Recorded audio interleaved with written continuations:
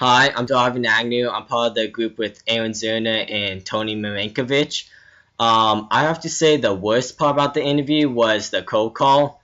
It was pretty scary having to call some guy I didn't know, then propose this interview to them.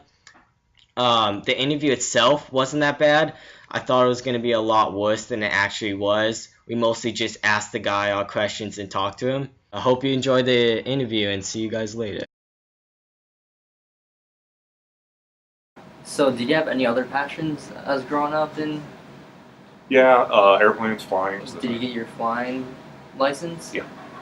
That's cool. What you wanted to do when you're older?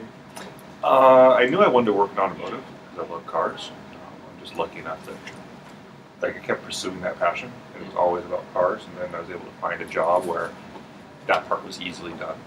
It's just like what I lived and breathed and looked at all the time. So it's, I guess, following that one thing that I loved led me to working in it somehow. I didn't know that I'd be in advertising. I didn't know if I'd be in engineering or if I worked, where I'd work. But it's just knowing what I wanted to do or what I wanted to work with. Yeah. Luckily, I ended up in this business. Like getting into school and knowing that there was a particular route to go that could get me into automotive or get me into whatever I liked. Because everyone said, "Oh, just go get a degree in business or go get a degree in English." It's like, no, I want to focus on something. So that was a big hurdle to overcome, is to figure out how to take your college degree and make it work for what you want to do. How about like where the place is? Because this is right by the beach. It's nice. So did that like affect which business you were gonna pick? It does actually. The location's really important. Yeah. People underestimate it. Just say, "Oh, a job's a job," but it's so much nicer working here. Yeah. So.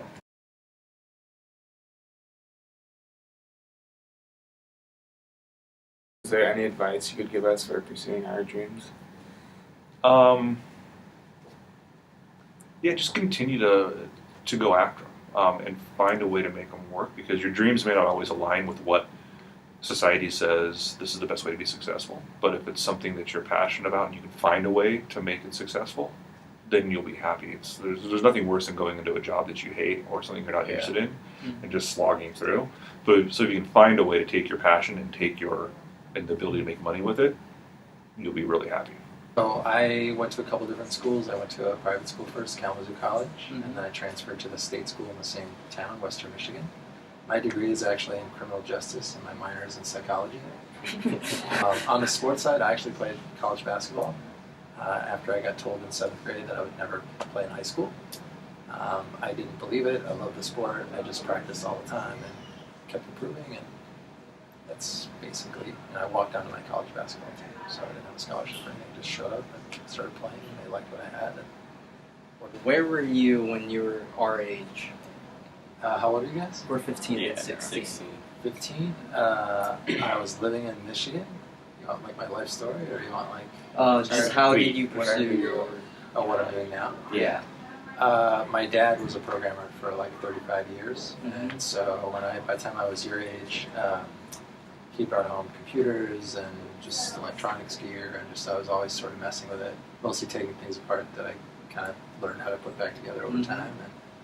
And he was always sort of challenging me with things. You know, can you do this with it? Can you make that out of it? Can you program this kind of thing? So that's sort of how I got the bug, I guess. So you started with just like old computers that your dad brought home? Yeah, my first computer was an Apple II Plus. You guys probably I know. maybe seen one in a museum or something. Yeah. But yeah, they're pretty easy to take apart. They're pretty easy to modify, and I started writing games for them.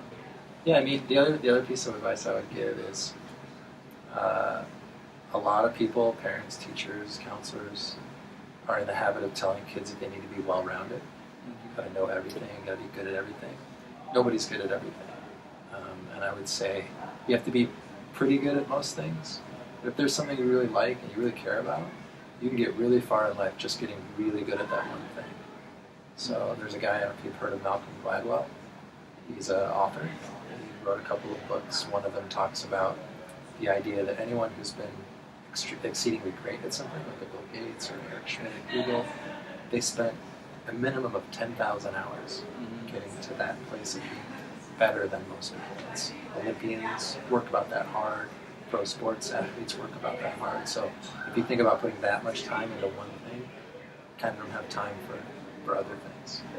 So maybe just kind of think about that. Everybody's in the habit of talking about being well-rounded. Doesn't mean you don't need to know how to get good grades or read and write or those sorts of things. You have to have a base level of things, but if you really care about one thing, just spend your time doing that and get really good at it. During this experience, I learned about you have to actually work hard and do well to follow your dream.